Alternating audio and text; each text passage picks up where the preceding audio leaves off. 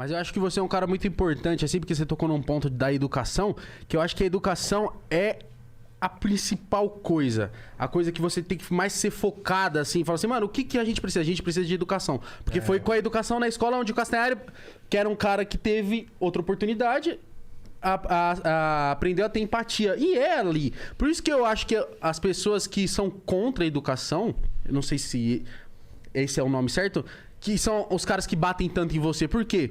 Porque cada vez mais que as pessoas forem contra a educação e pessoas como você apanharem, mais o Bolsonaro perpetua no poder, mano. Cara, o que eu faço, eu gosto de pensar assim, muitas vezes eu sou atacado até por intelectuais, por alguns professores que têm uma visão muito fechada, muito restrita, eu diria.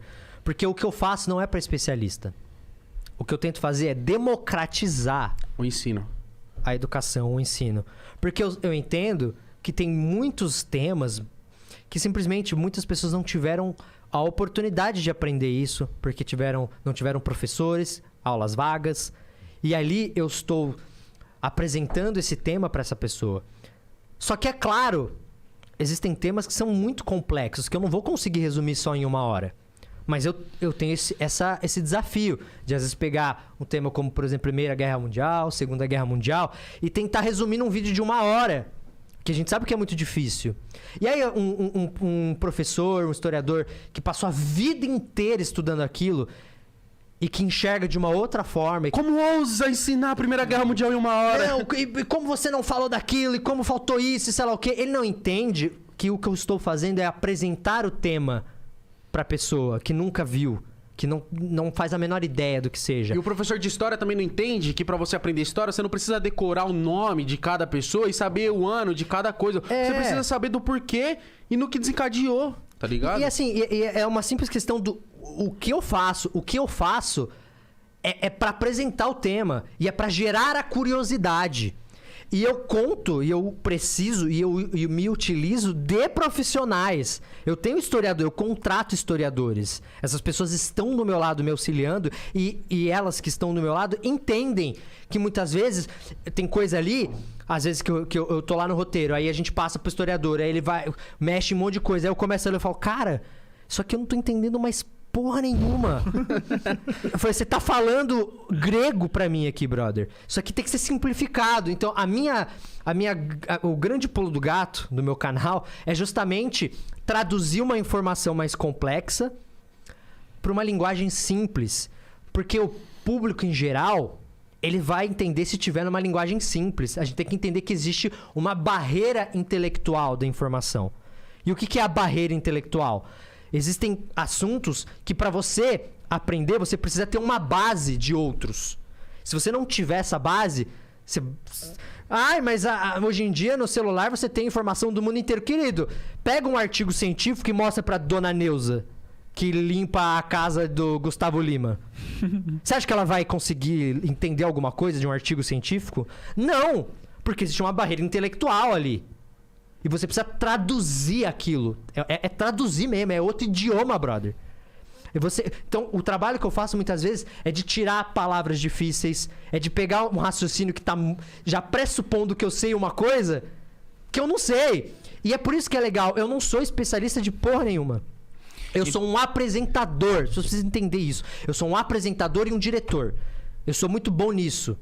Eu era animador 3D, velho, antes de começar a trabalhar com isso. Eu sou bom no visual e eu sou bom em traduzir a informação. Então, quando às vezes eu pego o roteiro que já passou pelo historiador, eu começo a reler e eu falo, nossa, mas isso aqui... Peraí, que você tá falando de uma coisa que você sabe o que é, mas que eu não faço a menor ideia. Você tá pressupondo que as pessoas vão entender isso? Você já perdeu o cara ali, velho. Se o cara começou a ver o vídeo e eu falei um termo que ele não sabe o que é, ele já... ele já não vai entender todo o resto. E já larga. Já muito perdeu. Difícil, né? E aí, só que aí se o cara que é às vezes um intelectual, sabe? E aí ele vai... E aí tem aquele ponto também da questão da visão, por exemplo. Vou entrar no ponto ali de um vídeo que eu fiz sobre o fascismo. De que eu fui atacado pela esquerda e pela direita. Pela extrema esquerda e pela extrema direita. O que é natural. É natural, porque a extrema esquerda defende o comunismo. Acha que comunismo é uma coisa muito boa. Eu não acho. Eu não acho. Eu acho que é extremo, da mesma forma. Assim como eu também não acho que a extrema-direita é uma coisa legal. Não acho. Eu estou mais no meio ali mesmo. Por mais que eu tenda um pouco mais para as pautas de esquerda, porque elas são mais humanitárias, e é o que eu acho que, sim, às vezes, a extrema-direita falta muito nisso, que é essa humanidade, né? É simplesmente querer jogar fora uma grande parcela da sociedade, e eu acho isso errado. Mas assim, não importa. Os extremos não gostaram daquele vídeo. E por quê? Porque eu não falei bem do comunismo. E aí você vai ver os argumentos. Aí você percebe que fez certo. E aí eu falo, beleza. Aí eu vou ver os comentários no vídeo. E uma galera, pô, legal, Castelli, eu não sou extremista e adorei o vídeo. Porque é um vídeo pra introduzir o cara no assunto. E eu ainda uso um texto base do Humberto Eco, que é um cara que entende muito sobre isso, sobre o fascismo. E o vídeo é pautado num texto brilhante do Humberto Eco. A gente pautou o vídeo através desse texto. Então, assim, eu entendo como isso pode enfurecer uma galera que, pô, se o cara acha que o comunismo é uma coisa muito legal, e ele vai ver lá e eu não estou elogiando o comunismo, ele vai achar que o vídeo é uma merda. E aí ele vai lá na rede social, o Castanheira é irresponsável, olha esse vídeo. Mas você foi cancelado por isso? É a sua visão.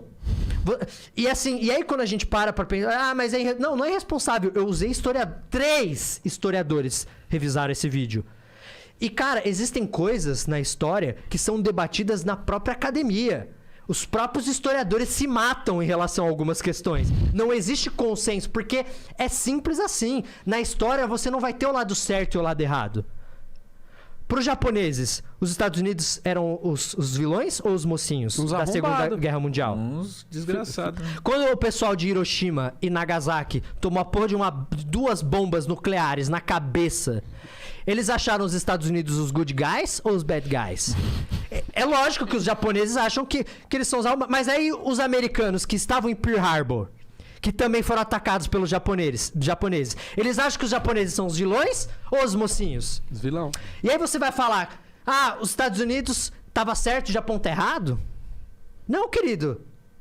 Cada um tá certo. Tem a sua briga, cada um tá lutando pelo seu país e pela sua ideologia.